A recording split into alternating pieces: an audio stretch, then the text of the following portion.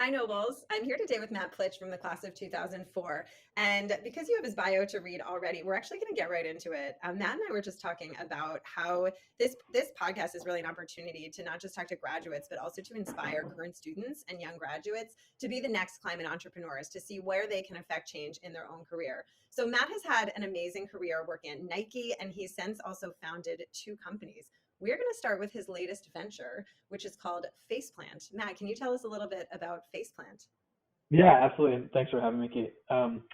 So our mission is to become the biggest fast food brand worldwide by 10xing the customer experience and using 100% plant-based ingredients.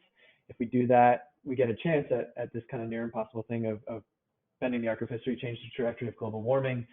Fast food makes up about a gigaton worldwide of meat consumption, and so if we can disrupt that, we have a shot. So a gigaton, that's a large number. How do you get there? What are the measurements? What's the data that goes into that calculation? Yeah, so about 85 million Americans eat fast food every day. That amounts to, depending on the category, about 50% of meat consumption outside the home is sort of driven to fast food. As you know, meat and animal products make up a significant amount of emissions, and so that gives you the bite at the apple, and is why we're focusing where we are. Today brands like Impossible or Beyond or Oatly can feel massive, maybe in a place like the Castle or here where we are in Portland, Oregon, but they're only amounting to about 1% of sales today, even less from a production standpoint. So a big question that we had to ask ourselves in founding the company was, how do you find something that can serve as a catalyst to actually bring plants to the masses? And that's where fast food does a really good job. So this, you're thinking about the scalability of a company and bringing plant-based fast food. How do you get after that? It's a good question. We think about trying to innovate across two verticals. The first is infrastructure. So, as of a few years ago, the average McDonald's had a square footage of 4,500 interior square feet, which is kind of massive, which means that it's hard to grow, it's slow to grow, it's slow to build, it's expensive to build, and it limits your throughput per location. So how can we turn that model on its head? We'll be doing zero dine-in whatsoever, entirely focused on drive-through. That allows us to operate on 750 square feet, 1,000 square feet of building space, which then allows us to turn on multiple drive-through lanes and increase throughput. So infrastructure is a big piece. The other is this customer service, customer experience element that we're focused on. And what about sourcing? Yeah, so sourcing, is a huge question. We're sort of the minds and belief that eventually it'll be cheaper to raise a pea on a farm than to raise a cow. And we're lucky to, be starting the company when we are. I think if we tried to found Faceplant 5 years ago, 10 years ago, the supply chain wouldn't exist, the supply wouldn't exist. And so, these great big players are on the backs of billions of dollars from VCs are having an opportunity to get to scale at producing commodities. We then get to ask what we think is a more interesting question of how do you decommoditize that ingredient. So, Matt, about 4 years ago, we actually sat down out in Oregon when I came to visit you and a couple of other Nobles grads at Nike. And one thing that I find really fascinating about your story that I would love for you to share with our audience is your journey. How did you go from working at Nike, working in footwear and athletics and such a large brand, to making that segue into the food space, into looking at how we can um, make change through consumption of food through both of your companies, through Neutral and also Faceplant now. So if you can just take a minute to walk us through sort of your role at Nike and then also how you segued into the industry that you are in now. Yeah, of course. So I was really lucky to spend 6 years at Nike, mostly focused on product creation. The last three as a director within the footwear innovation group. So, yeah, I was really fortunate to help guide these amazing teams of biomechanists and designers and developers, all tasked with bringing the big next disruptive products to market, things for the Olympics and other kind of global stages. Yeah, so you founded Faceplant about what, 20 months ago, 2 years ago? Yeah. And you didn't come to that brand new. Before that, you had worked and founded a company called Neutral. I actually use the milk in my cereal and my No, thank coffee you very this much. morning. But what were some of the first? Actually, I'll start with. Can you tell us a little bit about Neutral and how and why you founded that company? Yeah, yeah. So I was really lucky at Nike to be working as one of the leaders in the footwear innovation group. And one of my side hustles on campus was to travel the world every 5 to 6 months to just talk to people about their lives. And places like Paris and Seoul and LA, we would find um, folks who could tell us things like what are they scared about and what are they excited about and what frustrates them. And about a few years into that work, started to hear something I'd never heard before. And as big and as simple as the idea was, we weren't hearing it anywhere else. And the notion was just that, of the countless people around the world who badly want to change their carbon footprint, the vast majority were feeling frustrated and left out and ignored because all the solutions that existed either came at a really high cost of investment or behavior change, or really low impact. So that was the initial seed, and then from there, realized that food was this incredibly elegant solution. Not only does it account for up to 37% of global warming, and not only is it hopefully affordable and accessible to 6-7 billion worldwide, but it was the only thing I ever found that achieved those first two elements and was as daily and necessary as it is deeply emotional and self-defining. So that's where Neutral came about, which was, I guess, at the time, the world's first carbon neutral food brand. So how do things work in terms of carbon neutrality at Neutral? Yeah, so we kind of built the company to be a on-farm project development company disguised as a brand. So the idea was if we can create new value for consumers by selling them a product that's already carbon neutral, and then pass a whole bunch of that value that we capture upstream to the farm level to actually fund the radical reduction of on-farm footprint. That's sort of how we've structured the company. And so we make it neutral by supporting dairy farms across the country who are turning cow waste into renewable energy on farm through the financial procurement of offsets. But really, that's just sort of allowing us to get our toe in the door. So when you look at fertilizer, nutrients, manure, enteric emissions, feed, there are all these amazing opportunities to reduce the footprint. And so we sort of view neutrality as like the first step, and it's an important one, especially if you're going to capture that consumer value. But we believe where consumers are going in the most important piece is how do you actually, once you've measured and obsessed that footprint and made it neutral, that's great, but sort of there's this important in-between step of radically reducing the footprint. And then whatever you can't reduce, offset it and make it neutral. And yeah. How's Neutral doing? Yeah, we're really lucky. We got the chance to bring on some wonderful investors like Bill Gates and Mark Cuban and take the company national with Whole Foods. And now it's in a couple thousand stores. And yeah, just couldn't be prouder of the team and everything that it's done. Yeah, again, I bought it at the Wellesley Whole Foods. So anyone Oh, who rock on. Shout local. out to Whole Foods. So the first carbon neutral company, what is, first of all, and this has come up a lot in the podcast, but can you just define what it means to be carbon neutral? What is a carbon footprint? And then we can talk about what that means in terms of a company.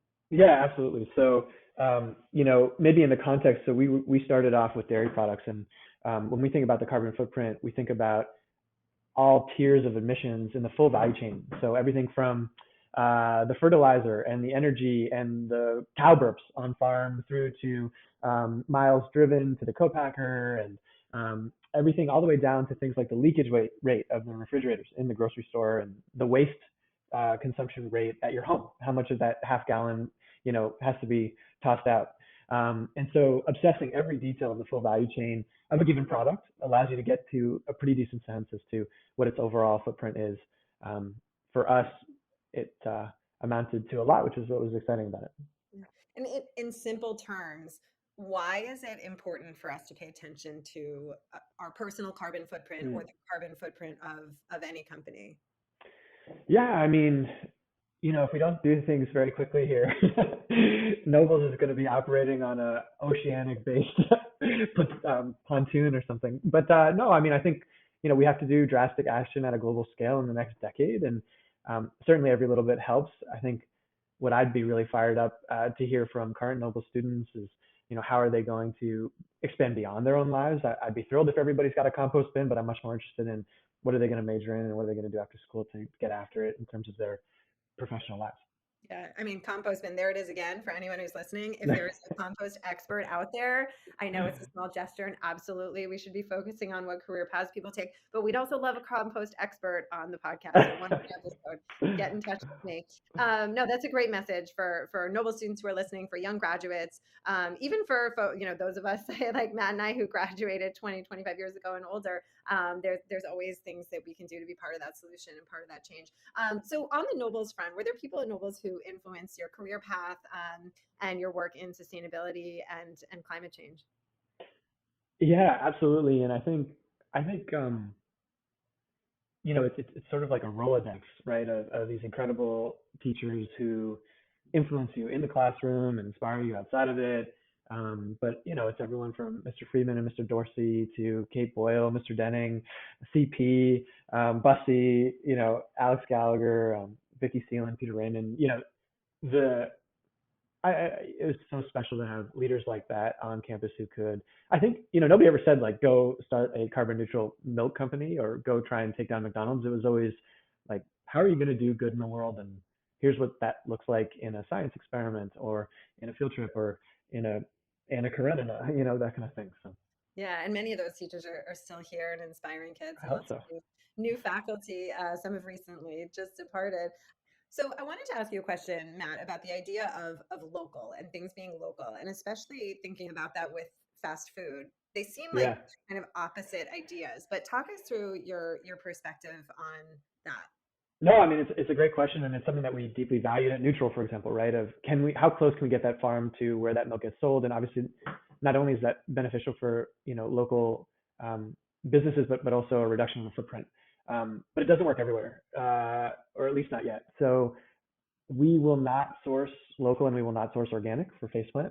The reason being, as soon as we start to play in those areas, it jacks us way too high on the demand curve, and we can no longer compete with the folks that we need to steal market share from, like Burger King, like Wendy's, like McDonald's. Um, we have the luxury of being able to say something like that because the swapping out of meat for plants is such a powerful impact on emissions that it allows us to have a great shot at our internal mission of changing this trajectory of global warming without needing to focus on other elements or contributions like local, but it's massively important. But I guess it just depends on the business model. We hope that as we get to scale and bargaining power and things like that, we have a chance to start to explore more localized sourcing, but we can't start there, unfortunately. Have you gotten any pushback on not doing organic? It's definitely, in the venture space and in the plant-based space as well. It's definitely non-consensus, and I think it just, it's all really good. It just depends on, what are you trying to get after and at what scale. So, organic milk is roughly 5% of consumption across the U.S., right? So that's a wonderful category to play in if your scales are to be in a smaller space.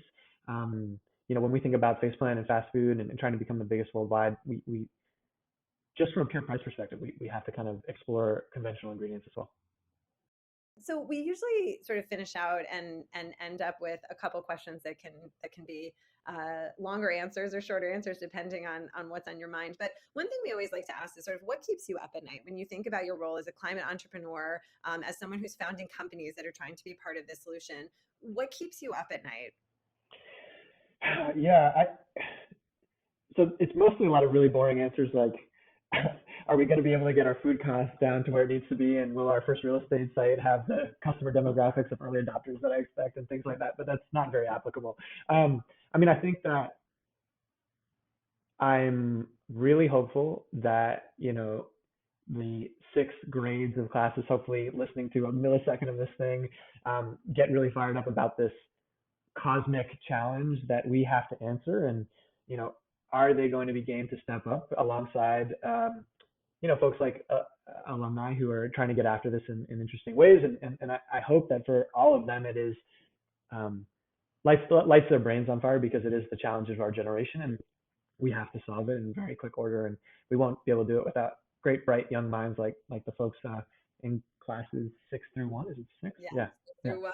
Yeah, and so I mean, you're taking an optimistic spin on the question, right? But it is sort of like that. It's like the worry and the hope all in one. And you and I both have young kids Hmm. too, which is that we're hoping that this next generation is as fired up and excited to be part of the solution. But I think Noble's kids are uniquely poised to contribute. So on that hopeful, more positive note, what are some new innovations or some new sort of trends that you might be aware of that we might either not yet be aware of or may have heard little bits about? What are you excited for in this space?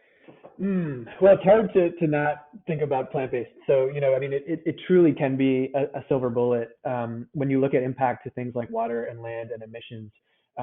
Relative to beef, plant-based is 90% less emissions, 99% less water, 93% less land, 46% less energy. It's hard to find amazing silver bullets, and not to talk my own book, but that's the kind of thing that we get really excited about. Honestly, I mean, I'd very selfishly also share that I think it's an innovation of generational career trajectory in the sense that I'm really bullish on folks like Noble students looking at entrepreneurship as this incredible uh, opportunity to change the trajectory of human history in a way that I think historically nonprofits and government have been held up. And just seeing more and more people realizing that massive change at the greatest scale in the shortest periods of time can be realized through starting a company. And maybe even also generating a profit, right? So if you can create value for people, that can oftentimes drive change much quicker than a tax or a donation. And so I'm really fired up about that as an innovation from what people decide to do with their lives. Yeah. So using that power of sort of consumer choice and consumption of a large population, and that can actually drive change quicker than some of the ways that we've historically done that. Lucy Lyons talked about that in our second episode. It's interesting that you mentioned sort of the blend of entrepreneurship and climate, because when we started these podcasts last year, we did a focus on entrepreneurship and innovation. And this year we did this focus on sustainability. And what we've realized over the last year is that there's so much overlap in these two areas, in these two fields. Many of our entrepreneurs are thinking about these questions, and many of our folks who are thinking about sustainability from multiple perspectives are looking at it through this lens of entrepreneurship. Yeah, I would say like we need NGOs and we need government, and I think, and I only say the entrepreneurship thing because I think it's getting to a place of being on an equal plane, which is I think super exciting. Yeah. Matt, thank you so much for joining us.